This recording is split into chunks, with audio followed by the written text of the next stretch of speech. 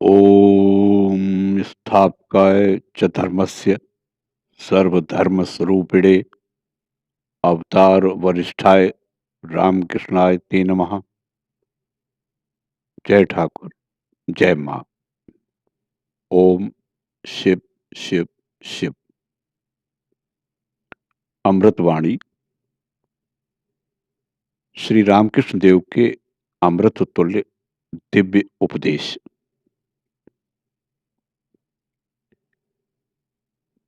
विषयासक्त जीवों के लिए नारद पांच रात्रि के अनुसार द्वैत भाव की भक्ति का अनुसरण करते हुए उच्च स्वर से नाम संकीर्तन करना सबसे सरल उपाय है। श्री रामकृष्ण देव एक भक्त से बोले, भक्ति के द्वारा इंद्रियां अपने आप बस में आ जाती हैं। बड़ी सरलता से उनका संयम हो जाता है। ईश्वर के प्रति प्रेम जितना अधिक बढ़ेगा, शरीर सुख भोगने की इच्छा उतनी ही घटती जाएगी। जिस दिन घर में संतान की मृत्यु हो जाती है, उस दिन क्या पति पत्नी का मन देह सुख की ओर जा सकता है? भक्त बोले, पर मैं भगवान से प्रेम करना नहीं जानता। श्री रामकृष्ण देव ने उत्तर दिया, सतत उनका नाम लेते रहो। इससे तुम्हारे भीतर के काम, क्रोध, देह सुख, भोगने की वासना आदि सब दूर हो जाएंगे। भक्त बोले, पर मुझे भगवान के नाम में रस नहीं मिलता। श्री रामकृष्ण देव बोले, जब उन्हीं से व्याकुल होकर प्रार्थना करो जिससे तुम्हें नाम में रुचि हो, वे तुम्हारी प्रार्थना अवश्य सुनेंगे। त्वनाम्बे अरुचि। सन्निपात के रोगी की यदि भोजन के प्रति रुचि जाती रहे, तो फिर उसके बचने की आशा नहीं रहती। पर यदि थोड़ी भी रुचि रहे, तो बचने की बहुत आशा रहती है। इसीलिए नाम में रुचि पैदा करो, भगवान का नाम लेते रहो।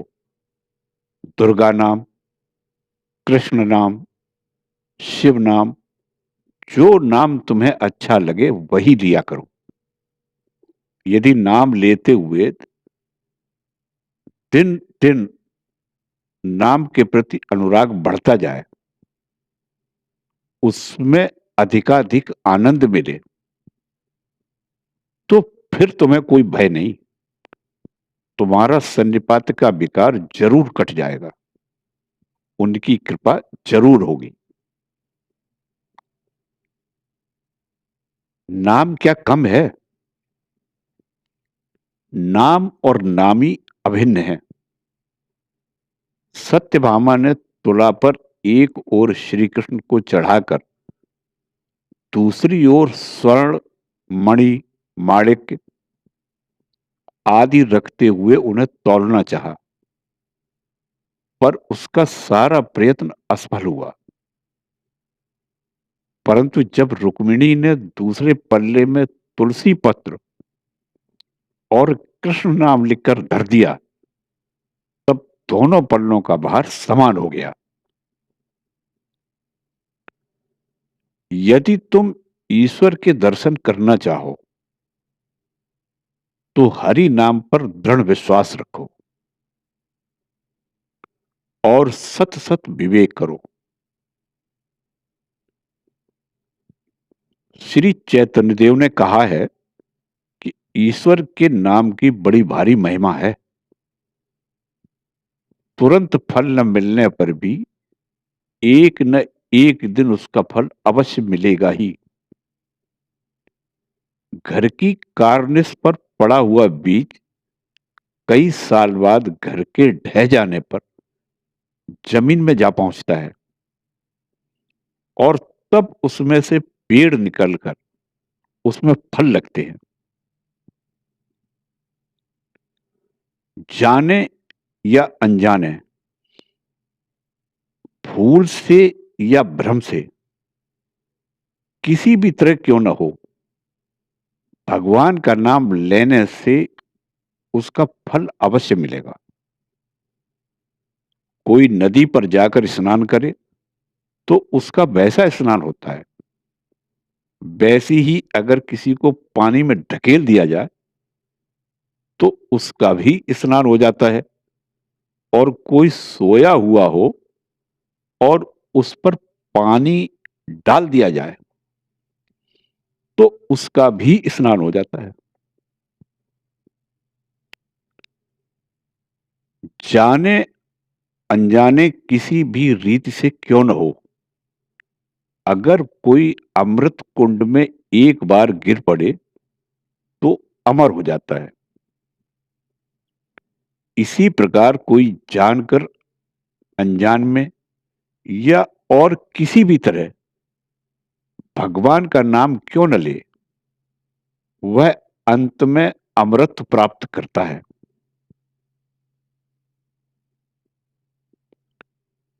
केवल नाम ग्रहण से ही भगवत दर्शन हो सकता है, ऐसा कहने वाले किसी धर्म प्रचारक से श्री रामकृष्ण देव ने कहा था। अवश्य ही भगवान के नाम की बड़ी महिमा है, पर अनुराग के बिना क्या होगा। भगवान के लिए प्राण व्याकुल होने चाहिए।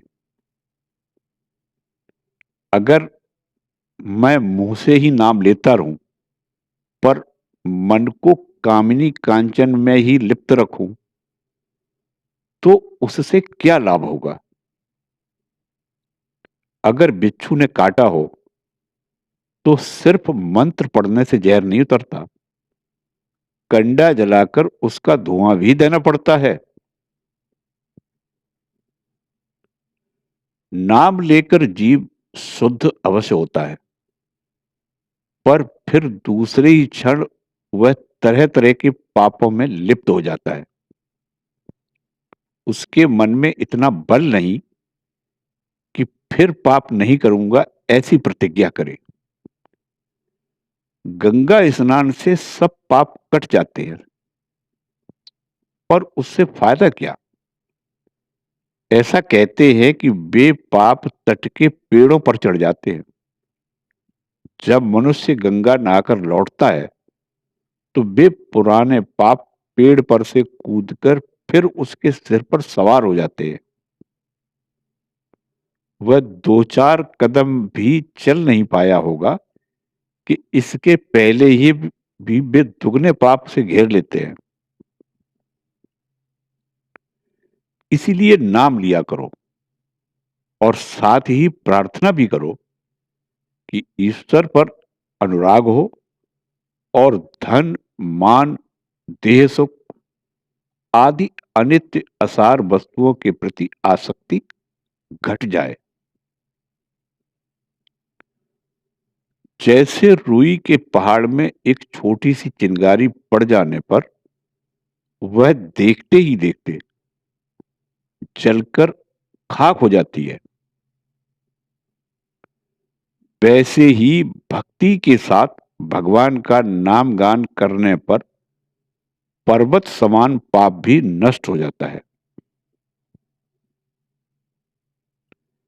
विषयी लोगों की पूजा, जप, तप सब कुछ सामयिक होता है, टिकता नहीं। जो ईश्वर के सिवा और कुछ नहीं जानते वे सांस सांस में उनका नाम लेते रहते हैं। कोई मन ही मन सतत राम राम ओम जपता रहता है। ज्ञान मार्गी साधक सोहम सोहम जपता जाता है। किसी किसी की जीभ तो सदा हिलती ही रहती है। जप करना यानी निर्जन में चुपचाप भगवान का नाम लेना। एकाग्र होकर भक्ति पूर्वक उनका नाम जपते रहने से उनके रूप के दर्शन होते हैं, उनका साक्षात्कार होता है। जैसे जंजीर से बंधी हुई बल्ली गंगा में डुबोई हुई हो, तो जंजीर का दूसरा छोर तीर पर बंधा हुआ हो, तो जंजीर की एक एक कड़ी पकड़कर आगे बढ़ते हुए पानी में उतरकर उसी तरह चलते चलते बल्ली का स्पर्श किया जा सकता है। ठीक वैसे ही जप करते करते मगन हो जाने पर धीरे धीरे भगवान का साक्षात्कार होता है। श्री रामकृष्ण देव प्रायः कहा करते थे, सुबह शाम ताली बजाते हुए हरि नाम गाया करो।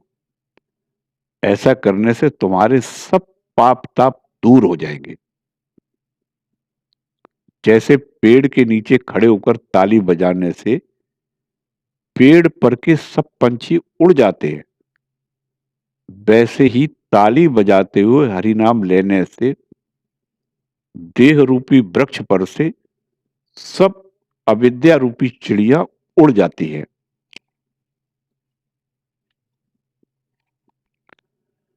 लज्जा, घृणा और भय, इन तीनों के रहते भगवान का लाभ नहीं होता। तराजू का जो पल्ला भारी होता है वह नीचे चला जाता है, और जो हल्का होता है वह ऊपर उठ जाता है। इसी तरह जिसके भीतर धन, मान सम्मान आदि नाना सांसारिक चिंताओं का भार रहता है, वह संसार में डूब जाता है। पर जिसके भीतर यह सब नहीं होता, वह ऊपर उठकर ईश्वर के राज्य में पहुंच जाता है। जो हमेशा दूसरों के गुण दोषों की चर्चा करते रहता है, वह अपना समय फालतू बर्बाद करता है।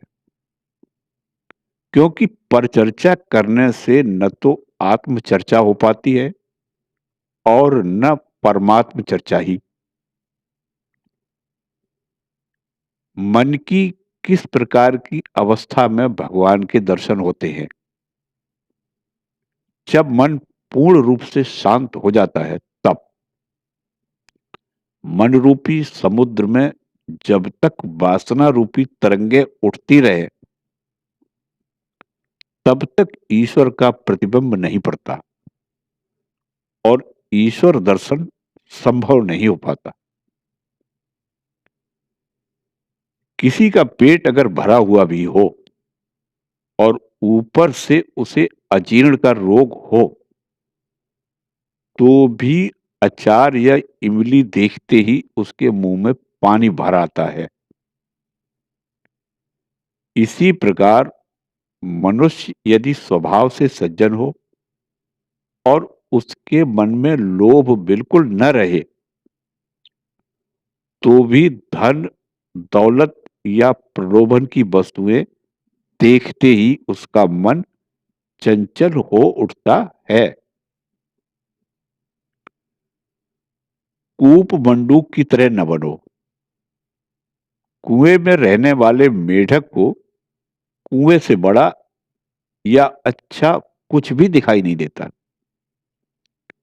इसी तरह जो कट्टर होते हैं, उन्हें अपने मत से बढ़कर कुछ भी नहीं दिखाई पड़ता। शंकराचार्य के एक मूर्ख शिष्य था। वह हमेशा उनका अनुकरण किया करता। शंकराचार्य जो भी करते वह भी वही करता। शंकराचार्य कहते शिवोहम, तो वह भी कहता शिवोहम। परंतु उसके भीतर गुरु के प्रति श्रद्धा भक्ति थी। उसके भ्रम को दूर करने के लिए शंकराचार्य एक दिन उसे लेकर एक लोहार की दुकान पर गए। वहां उन्होंने कुछ गर्म पिघला हुआ लोहा पीकर शिष्य को भी वैसा करने को कहा। भला शिष्य के लिए यह कैसे संभव था? वह भौचक्का हो गया और तब उसके दिमाग में यह बात आई कि शिवो हम बोलना आसान बात नहीं। उस दिन से उसने गुरु का अनुकरण करना छोड़ दिया। महापुरुषों के केवल आदर्श उदाहरण का अनुसरण करते हुए अपने दोष त्रुटियों को सुधारने का प्रयत्न करना चाहिए, परंतु उनका केवल अनुकरण करना उचित नहीं। संस्कारों का प्रभाव कितना जबरदस्त होता है। एक जगह कुछ सन्यासी बैठकर ध्यान कर रहे थे। इतने में एक स्त्री वहां से गुजरी। सभी पूर्ववत ईश्वर चिंतन करते रहे, परंतु उनमें से एक ने झट एक बार तिरछी नजर से उसकी ओर देख ही लिया। वह व्यक्ति 3 बच्चों का बाप बनने के बाद साधु हुआ था। एक जगह मैंने 2 बधिया बैल देखे। इतने में वहां से एक गाय जाने लगी। उसे देखते ही एक बैल मस्ती में आ गया, पर दूसरा शांत रहा। पहले बैल का वह विचित्र भाव देख मैंने उसके बारे में खोज की, तो पता चला कि वह काफी उम्र होने के बाद बधिया हुआ था, जबकि दूसरे बैल को कम उम्र में ही बधिया किया गया था। वह बैल अपने पूर्व संस्कारों को अब भी भूल नहीं सका था। पूर्व संस्कारों का प्रभाव ऐसा ही होता है। जो कम उम्र में विषय सुख भोगने से पहले ही संसार को त्याग कर साधु बन जाते हैं, वे स्त्रियों को देखकर उत्तेजित नहीं होते। पर जो अधिक उम्र में घर गृहस्थी का सुख भोग चुकने के बाद गेरुआ वस्त्र पहनकर साधु बनते हैं, उनमें कई वर्ष संयम पालने के बावजूद भोग के पूर्व संस्कार जाग उठने की संभावना रहती है। मनुष्य का मन जिस समय कुवासनाओं में डूबा रहता है, उस समय मनुष्य मानो चांडालों की बस्ती में वास करता है। किसी ने कहा, मेरा लड़का हरीश बड़ा हो जाने पर उसका विवाह रचाकर गृहस्थी का भार उस पर सौंप मैं योग साधना करूंगा। इस पर श्री रामकृष्ण देव बोले, तुम्हारे द्वारा कभी साधना नहीं हो सकेगी। बाद में तुम कहोगे, हरीश और गिरीश मुझे बहुत ज्यादा चाहते हैं, वे मुझे छोड़ नहीं सकते। हरीश के बच्चा हो जाए तो उसे देख कर जाऊंगा। फिर तुम्हारे मन में इच्छा उठेगी, हरीश के बेटे का विवाह भी देख लूं। इस तरह तुम्हारी वासनाओं का कभी अंत नहीं होगा। जय ठाकुर, जय मां।